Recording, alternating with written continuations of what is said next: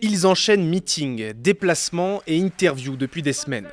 Mais officiellement, c'est aujourd'hui que la campagne commence pour les candidats qualifiés. Sauf retocage de dernière minute, ils seront 8. Dans l'ordre alphabétique, de Jean-François Copé à Nicolas Sarkozy, tous devront respecter les mêmes règles. D'abord sur le financement de leur campagne. La haute autorité qui organise cette primaire et qui ne dépend d'aucun parti a fixé un plafond pour les dépenses, 1,5 million d'euros. On a considéré que 1,5 million d'euros, c'était vraiment un maximum à ne pas dépasser.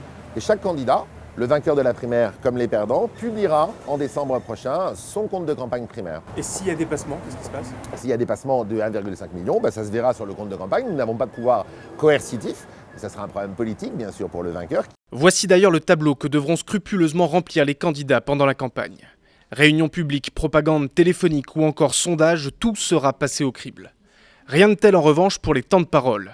Contrairement à l'élection présidentielle, le CSA ne pourra imposer aucune règle spécifique pour la primaire. Ce n'est pas une élection au sens de la loi.